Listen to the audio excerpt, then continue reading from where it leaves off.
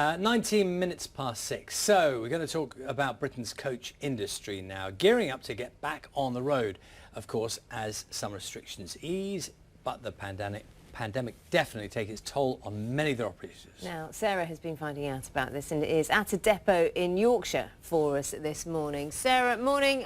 Stuck somewhere between the coaches?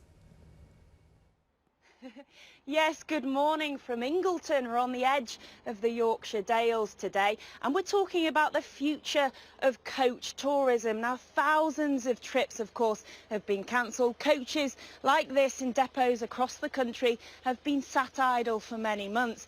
And this sector says it hasn't had the same level of support as other businesses. And that's because it's not classed as part of the tourism sector. So it hasn't had the same level of grants. And it's been really tough for family businesses like this. But they're hoping to get going again in May and June as some restrictions are lifted. And they really need a busy summer to help recoup those losses. Out on the road again. Driver Roy has been taking people on coach holidays for the last 4 decades. After much of the last year on furlough, he's gearing up to get going again. What have you missed the most? I've missed meeting the people. They're like an extended family. We get Christmas cards off them. You know them by the names, and I just can't wait to get back to see them. Where do you think will be most popular for people on the coaches? Oh, Blackpool, definitely. Yeah. You're biased towards Blackpool though, aren't you? Well, no, I'm not biased. We get so many people who come back to this hotel at the Queen's year after year after year. But through the pandemic, it's been a bumpy ride for coach holiday providers. This Lancashire firm has nearly 50 coaches and a network of hotels. A lot of our customers have already been vaccinated, so they really are just, we want to get going now, we want to get holidaying. Most of the 750 staff here are still on furlough. The boss says there is huge pent-up demand, but the sector will take time to recover.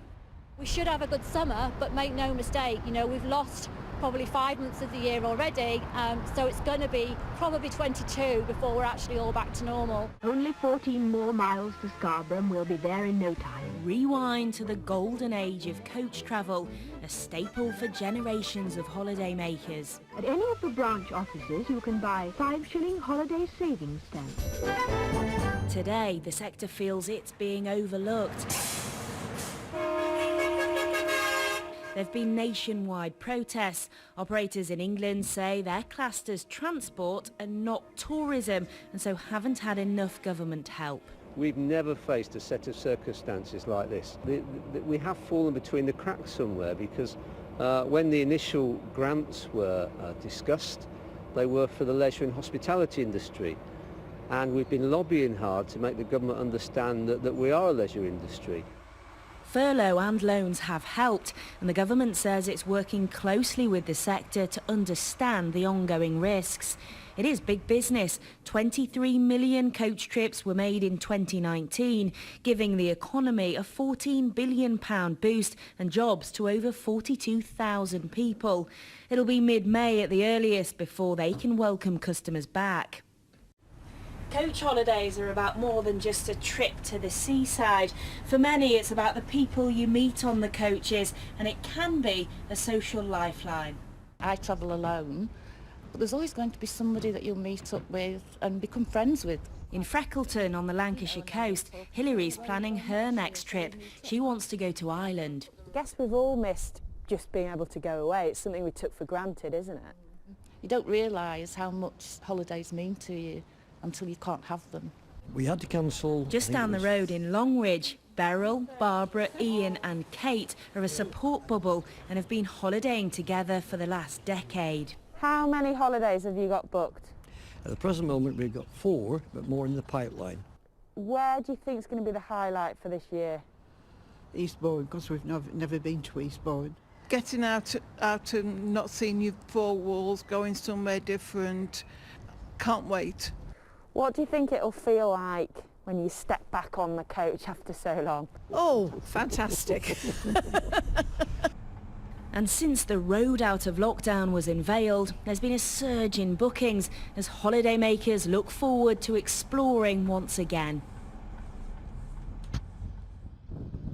And since that roadmap out of lockdown was announced, there has been a surge in bookings.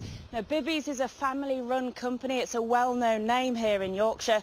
And Chris Bibby, the boss, is with us this morning. Morning, Chris. Good morning. What has the last 12 months been like for you trying to run this business? Yeah, extremely difficult for our family business here in Yorkshire. I'm a fourth generation family member, heavily involved in the business, and I remember this day 12 months ago. It was effectively the last operating day for us. We had holidays returning to the yard, day excursions returning, and pretty much over the weekend we knew we were closing down. Everything was shut down, schools were closing. So from that moment on, I think it was we were in a sense of shock, and then we had to react, and there was a bit of despair in them first few months. And obviously, you know, fast forward to now where you're looking forward to kind of reopening again. Do you think, though, there has been enough help, support and grants to get you through? It has been difficult. The furlough has been a massive help. The furlough scheme has been wonderful for us and for many businesses, especially in the tourism sector. There hasn't been enough support in general for the coach industry, and the problem for that is I think it's just one of the coach industry not being recognised for the role it plays in society, and that's been the issue really, because we do a number of schools and all sorts of groups, theatre groups, WI groups. It's recognising the role that the coach industry plays in the whole of society, and that's the message that's been trying to be put across in 12 months by the coach industry. Chris, thank you for that, and you've put your message across really clearly there, so thank you. I just want to show you something really quickly. Have a look at this fantastic vintage bus. It's been in the Bibby family for more than 50 years, and it's become an attraction in its own right, really. And this firm is very much at the heart of the community here, and they're hoping for a busy summer of bookings to recoup those COVID losses. Sarah, thank you very much. Love love looking that. at that bus. When I'm looking at that, I'm just thinking, over the years, when that was in operation, the excitement that the people who are getting on, you know, they're going somewhere, getting on that bus, just fantastic. I think even now, if you were going on a journey and that turned up, you'd be so excited, wouldn't you? Make it really special. Really nice. 6:27 is the time now. You're watching Breakfast.